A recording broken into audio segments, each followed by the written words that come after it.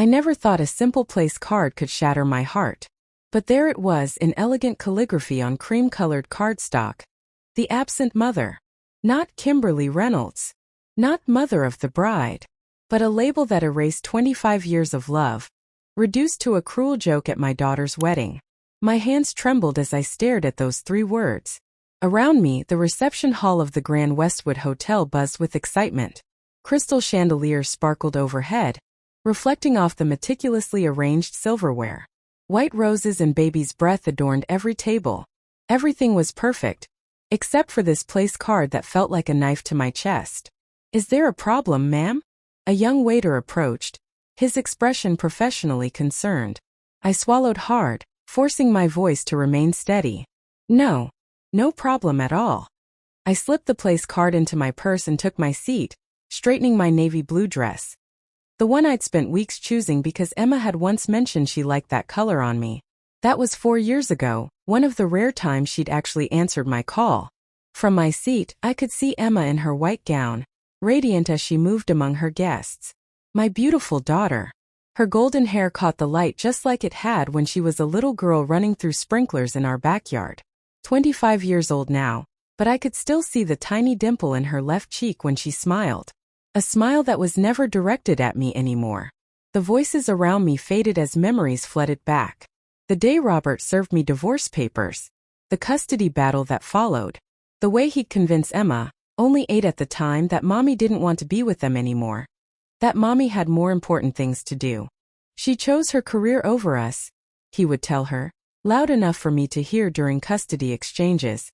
An architect working 60-hour weeks to keep us afloat while he built his dental practice. Somehow that became my crime. Then came the missed visits. "Emma's not feeling well," Robert would say. Or "Emma has a school project." Later, as she grew older, "Emma doesn't want to see you." Eventually, the court-mandated visitations became fewer and fewer, until they stopped altogether. I noticed Robert's new wife, Vanessa, watching me from across the room. Her lips curled into a satisfied smile. 15 years younger than him, she'd stepped seamlessly into the role of mother in my absence. She'd been there for Emma's high school graduation, her college acceptance, all the milestones I'd been systematically excluded from. My eyes drifted to the head table. Robert sat there, distinguished in his tuxedo, silver streaking his temples. Successful, respected Dr. Robert Reynolds. The man who destroyed my relationship with my daughter, and somehow made me the villain. "Would you like some champagne, ma'am?" the waiter asked, interrupting my thoughts. "Yes, please." My voice sounded distant, even to my own ears. My purse felt suddenly heavy against my side. Inside was not just that cruel place card but something else. Something I'd carried with me for years, waiting for the right moment. An album. Not large, but filled with evidence of every attempt I'd made to be part of Emma's life. Every birthday card returned unopened. Every gift sent back. Screenshots of unanswered texts and emails. Newspaper clippings of her achievements that I'd celebrated from afar. I took a long sip of champagne, feeling its warmth spread through my chest. Across the room, Emma laughed at something her new husband said, her face glowing with happiness. She had no idea I was here, I realized. The invitation had come as a surprise 3 weeks ago. I thought maybe finally she wanted to rebuild our relationship. Now I understood. This wasn't reconciliation. This was one final humiliation. The master of ceremonies tapped his microphone. "Ladies and gentlemen, dinner will be served shortly. Afterward, we'll have toasts from the wedding party." Toasts, of course. Father of the bride. Maid of honor. Best man. But not mother of the bride. Never the absent mother. I reached into my purse, my fingers brushing against the leather cover of the album. I hadn't planned on doing this. I'd come hoping for healing. For a chance to quietly reconnect with my daughter. But that place card changed everything. I wasn't the absent mother. I was the mother who'd been erased. And tonight, I would finally tell my side of the story. The dinner passed in a blur. I mechanically lifted fork to mouth, tasting nothing. My mind was racing, memories flashing like old photographs, vivid, then fading, then sharp again. Between courses, I watched Emma. She hadn't looked my way once. Did she even know what my place card said? Had that been her idea or Robert's? Or perhaps Vanessa's. I studied my daughter's face, searching for the little girl I once knew. The one who would climb into my lap with picture books, smelling of strawberry shampoo and bubble gum. She's beautiful, isn't she? I turned to find Caroline, my former neighbor, sitting beside me. One of the few people who'd witnessed what really happened after the divorce. Yes, I managed. She is. Caroline placed her hand over mine. I'm glad you came, Kim. Despite everything. Despite everything, I repeated quietly, glancing down at my purse where the album sat. Did you know about this? I pulled out the place card. Caroline's eyes widened, then clouded with anger. No. That's cruel. 17 years of being painted as the villain, I whispered. 17 years of trying to reach her, only to be blocked at every turn. And now this. The album had started as therapy. My counselor suggested I document my attempts to maintain a relationship with Emma, to counter Robert's narrative that I had abandoned them. It began with simple entries. Called to wish Emma happy 9th birthday. Robert hung up. Sent Christmas gift. Returned unopened. Arrived for scheduled visitation. Nobody home. As years passed, it grew. News clippings of Emma's academic achievements. A photo I'd taken from a distance at her high school graduation, where I'd sat in the back unacknowledged. The college acceptance letter I'd found out about through a mutual acquaintance. A copy of the email I'd sent congratulating her, which received no response. Then there were the letters. So many letters I'd written but never sent, knowing Robert would intercept them. Letters explaining why I'd been working so many hours during the marriage. To pay for the house Robert wanted. To fund the practice he was building. Letters detailing how he'd manipulated the custody arrangement. Scheduling my visitations when he knew Emma had other commitments. Then telling her I simply hadn't shown up. Caroline squeezed my hand. Are you going to say something tonight? I glanced toward the head table. Robert was leaning close to Emma, whispering something that made her laugh. The same conspiratorial way they'd always communicated, even during the marriage.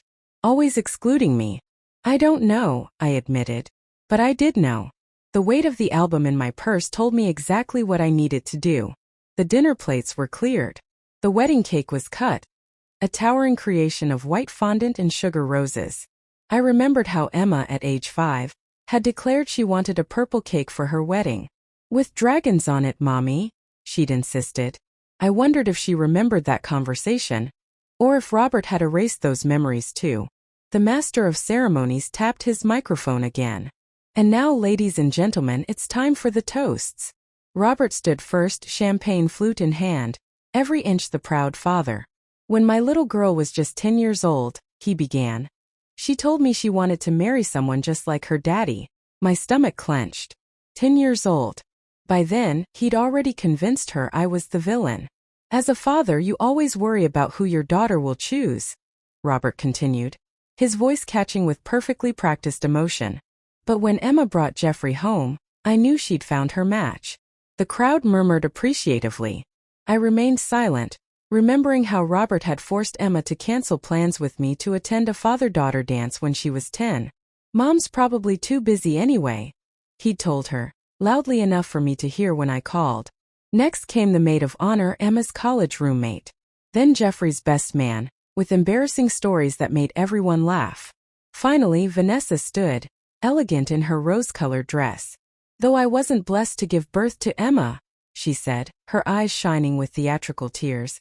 Being her mother has been the greatest joy of my life. My fingers whitened around my champagne flute. Being her mother. As if I didn't exist.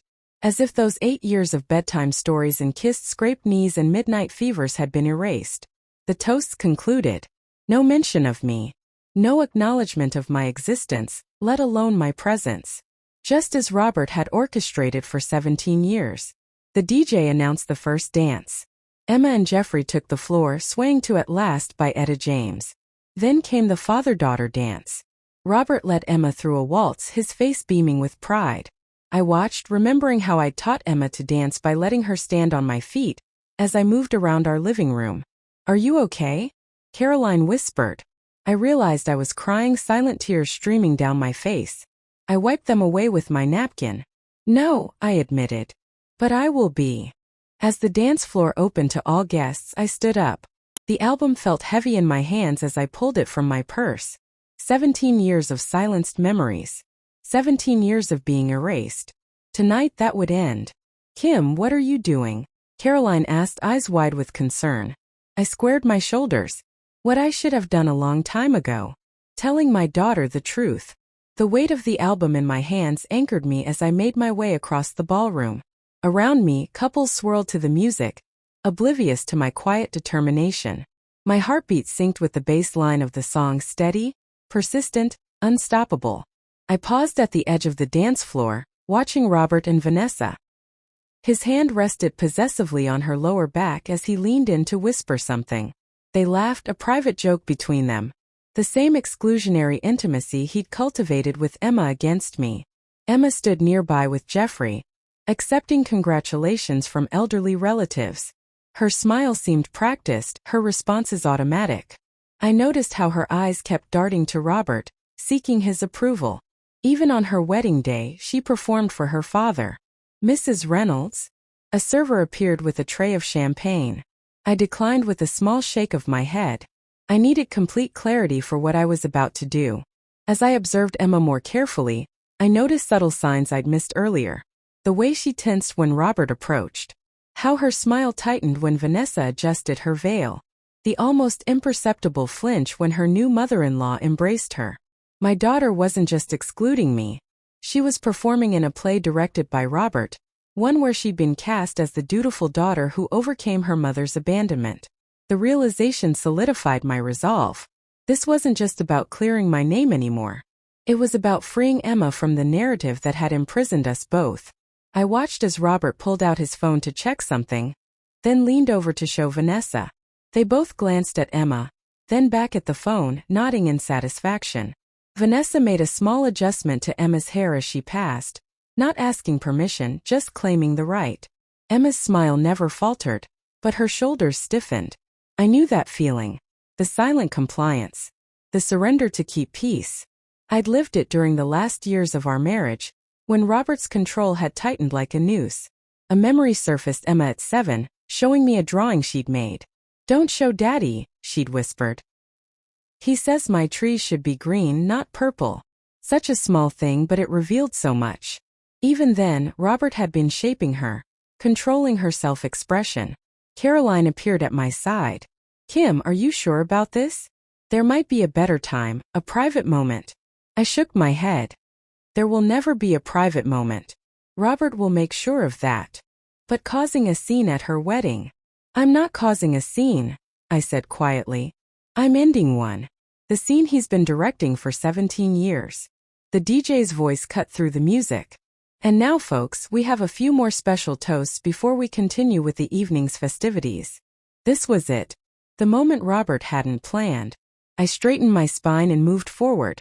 Robert's brother was speaking now, sharing some anecdote about Emma's childhood. I positioned myself near the side of the room where the microphone stand waited. Next would be Jeffrey's aunt, then Robert's dental partner. I'd studied the program earlier, noting how thoroughly I'd been erased from the schedule. Jeffrey's aunt finished her toast with a tearful blessing for the couple. As she stepped away from the microphone, I moved. "Excuse me," I said quietly to the DJ. "I'd like to speak next." His eyes widened slightly, consulting his list. "I don't have you down for a toast, ma'am."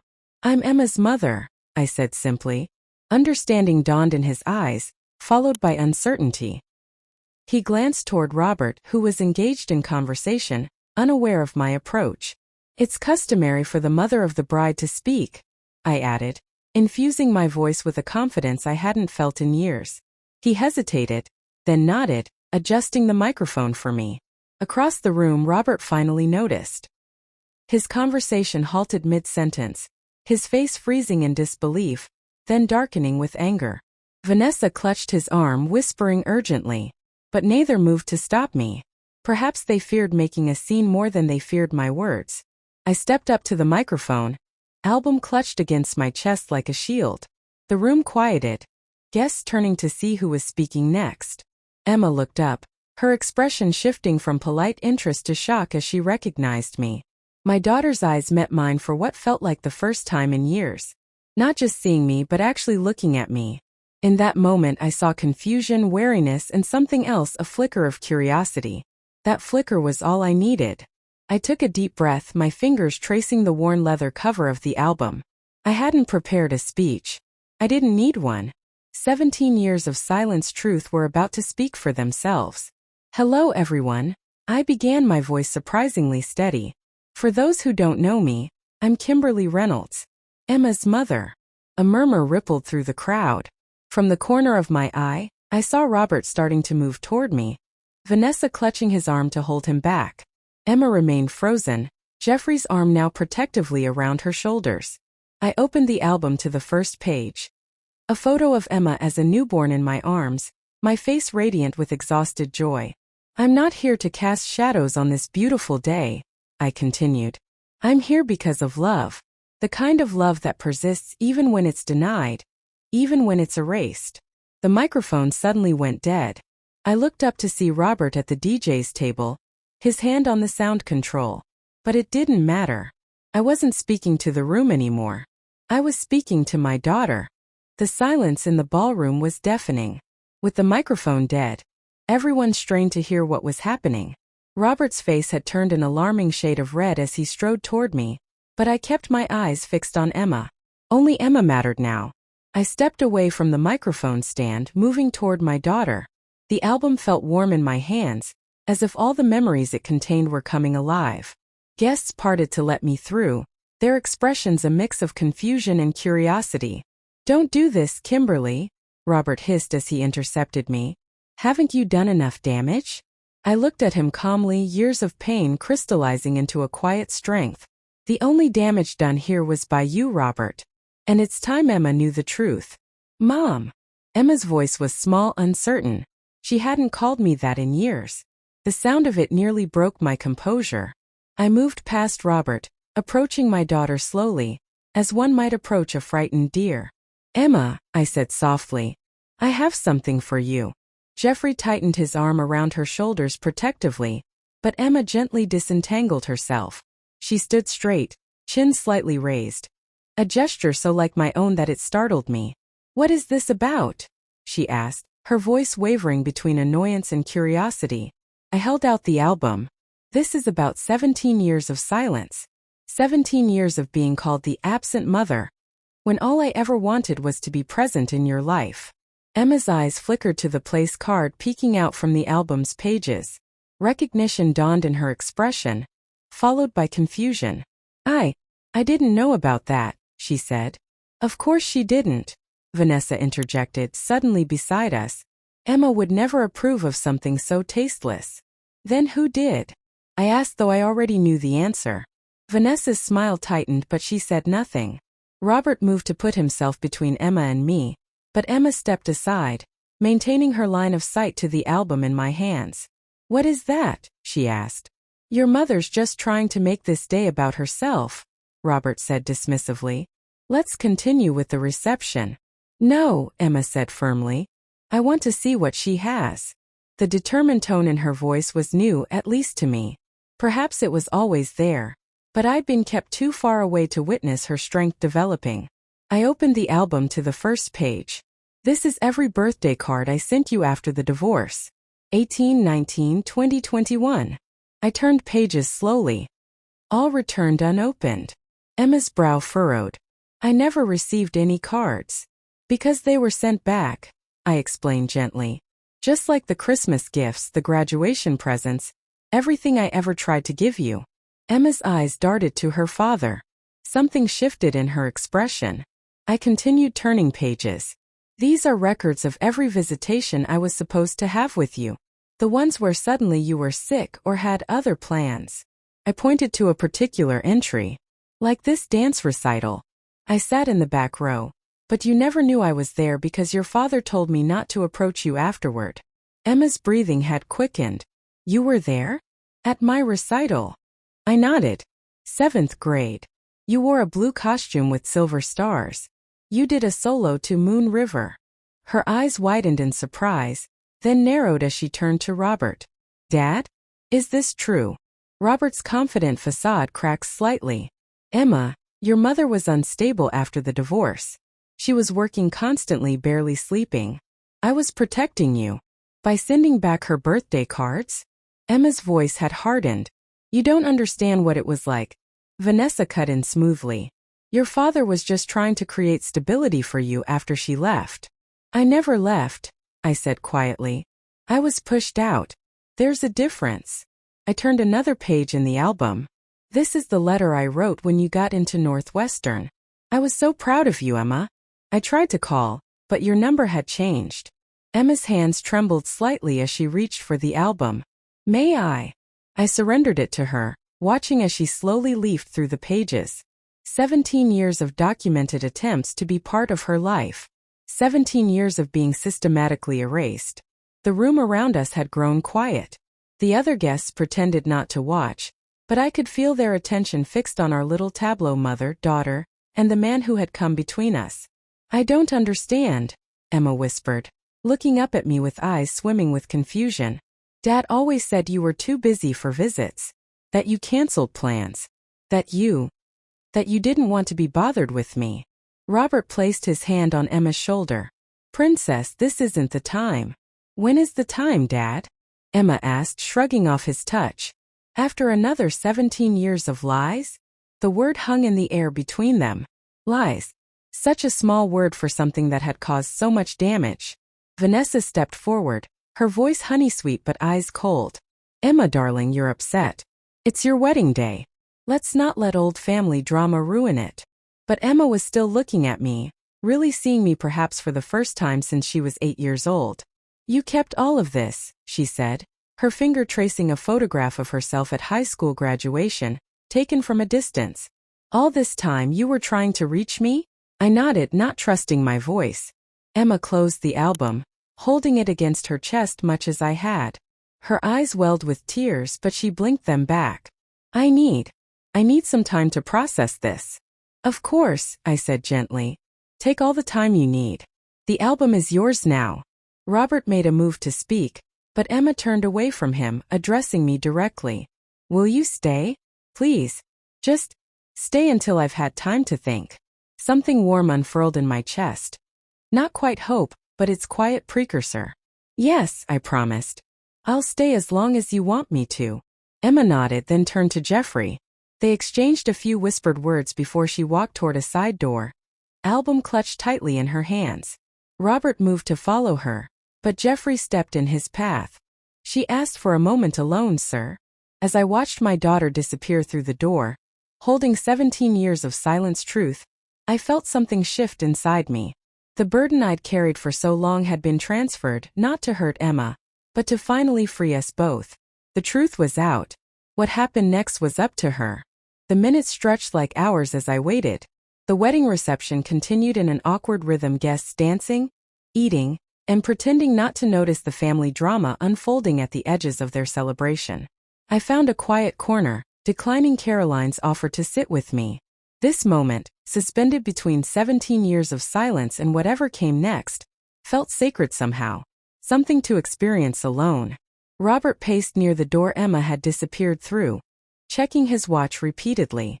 Vanessa worked the room, her smile fixed and brittle as she assured curious relatives that everything was fine.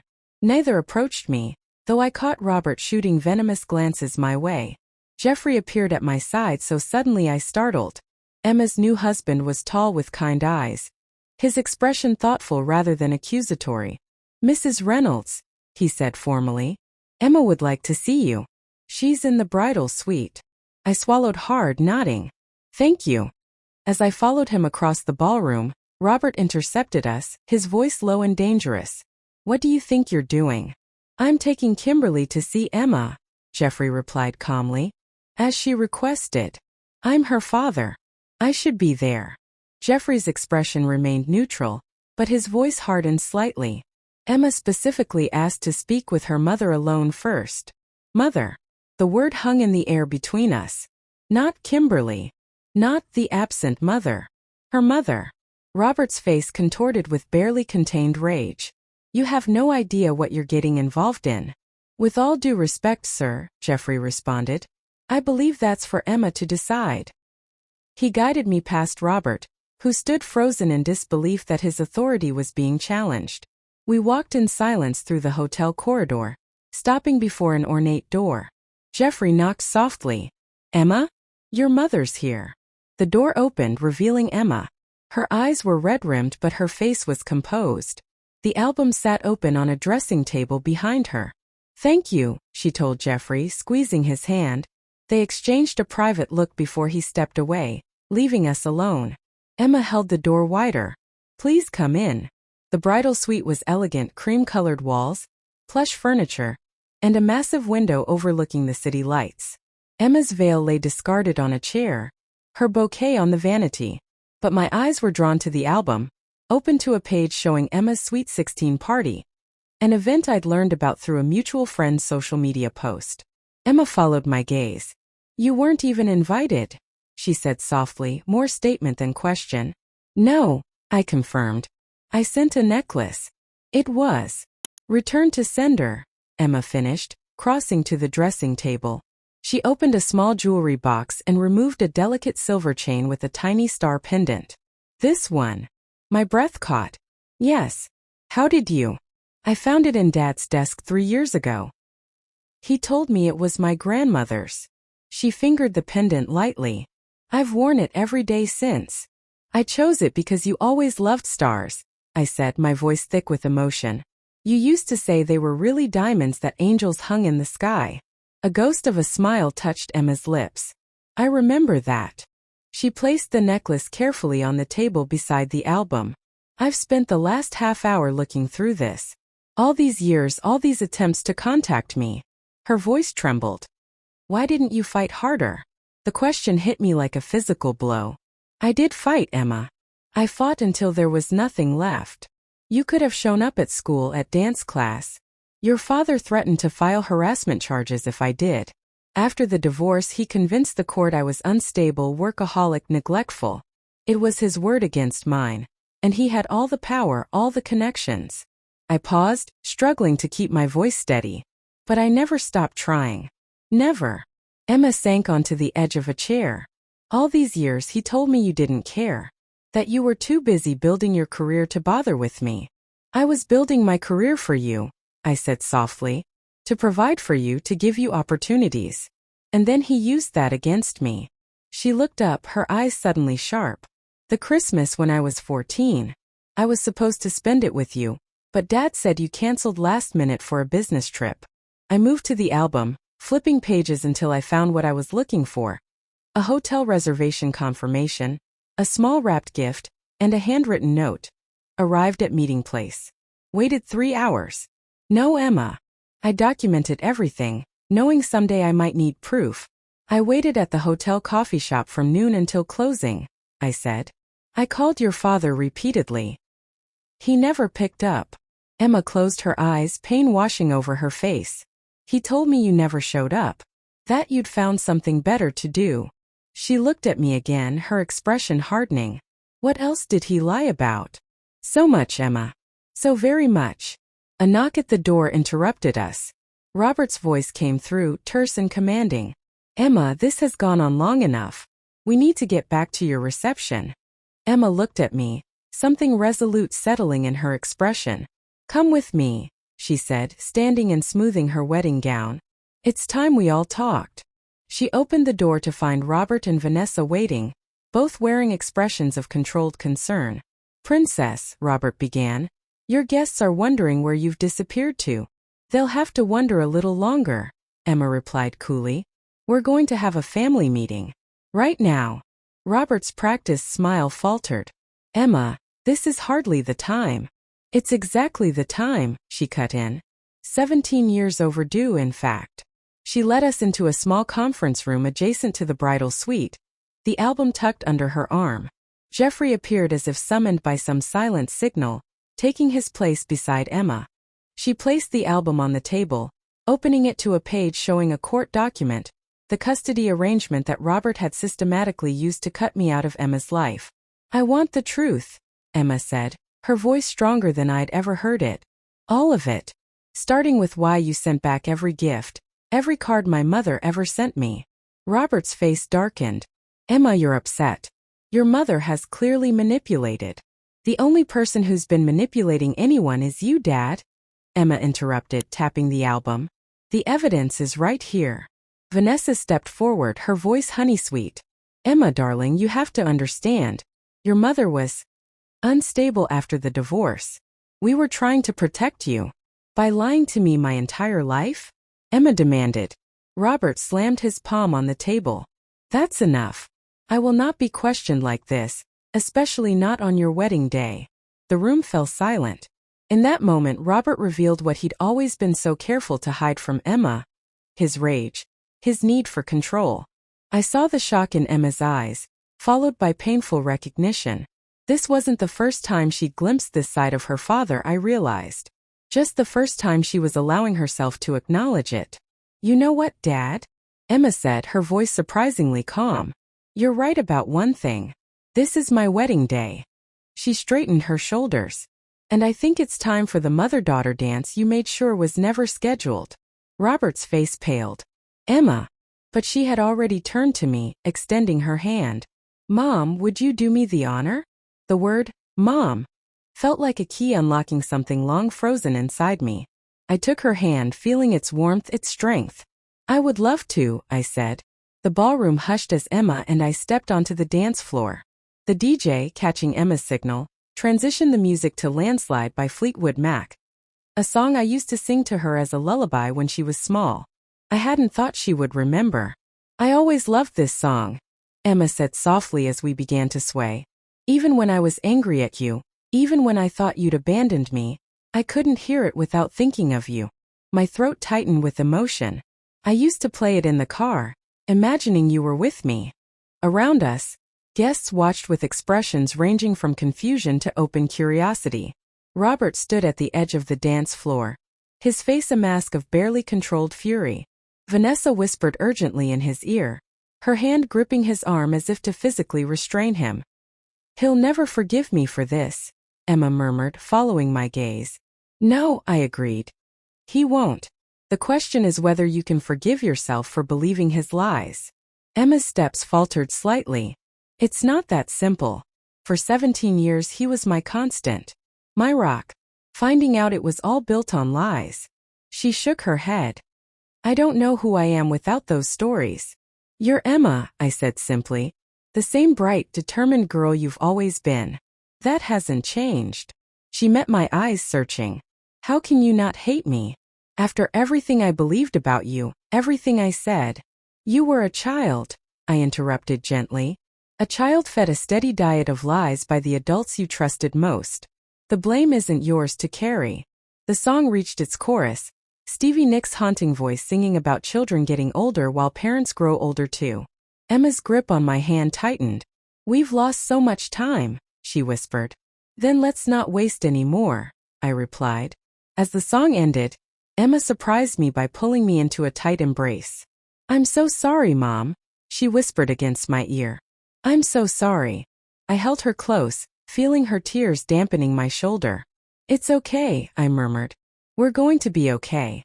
Over Emma's shoulder, I saw Robert storming toward us, his face contorted with rage. Before he could reach us, Jeffrey stepped smoothly into his path, backed by his best man and 2 groomsmen. Sir, Jeffrey said firmly, loud enough for nearby guests to hear. I think you need to step outside and cool down. Robert's face reddened. This is my daughter's wedding. Yes, Jeffrey agreed calmly. And she deserves to enjoy it without drama. He nodded to his groomsmen, who flanked Robert discreetly but unmistakably. Emma pulled back from our embrace, wiping tears from her cheeks. She looked over at the confrontation, then back at me. I should handle this.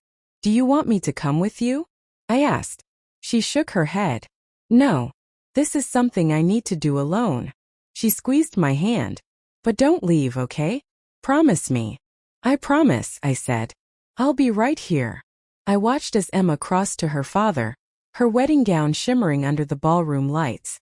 She spoke to him quietly but firmly, her back straight, head held high. I couldn't hear their conversation, but I saw Robert's face cycle through anger, disbelief, and finally a cold resignation. After a moment, He turned and stalked out of the ballroom, Vanessa hurrying after him. Caroline appeared at my side, her eyes wide. Did she just ask them to leave? I think so. Good for her, Caroline said with quiet satisfaction. The reception gradually returned to its normal rhythm. The band played, guests danced, and the celebration continued. Emma and Jeffrey made their rounds, stopping at each table to thank their guests. When they reached mine, Emma introduced me properly for the first time. "This is my mother, Kimberly," she said, the simple words healing something broken inside me. Later, as the evening wound down, Emma found me again. She sat beside me, both of us watching the remaining couples swaying on the dance floor. "Jeffrey and I are leaving for our honeymoon tomorrow," she said. 2 weeks in Greece. "That sounds wonderful," I replied, trying to ignore the pang in my chest at the thought of losing her again so soon after finding her. As if reading my thoughts, Emma added, "When we get back, I'd like to meet for coffee. Just us. There's so much to talk about, so much to understand." "I'd like that," I said, trying to keep my voice steady. "I've been thinking," she continued, twisting her new wedding ring. "All these years I had this image of you as someone who didn't care, who chose career over family. But looking at that album, seeing all those attempts to reach me." She hesitated. "I don't really know you at all, do I?" "No," I admitted. "Just as I don't really know you. But I'd like to." Emma nodded, her expression thoughtful. "It won't be easy. Dad won't give up his version of the story. And I have 17 years of his voice in my head. We don't have to figure it all out tonight," I said gently. "We have time now." A small smile touched her lips. "Yes, we do." She looked down at her hands, then back at me. "There's something else. Jeffrey and I have been talking about starting a family soon. Not right away, but in the next year or so." Her eyes met mine, uncertain but hopeful. "I'd like my children to know their grandmother. Their real grandmother." The words washed over me like a wave, leaving me breathless. Grandmother. A future I'd never allowed myself to imagine. "I'd like that too," I whispered. The reception ended near midnight. Emma and Jeffrey departed in a shower of rose petals, headed to their hotel suite before tomorrow's flight. Before leaving, Emma hugged me once more. "I'll call you when we get back," she promised. "I'll be waiting," I replied.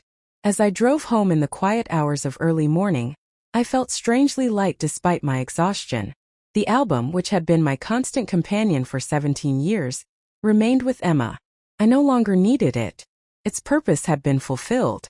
3 weeks later, a postcard arrived from Santorini. White buildings against a backdrop of startlingly blue sea.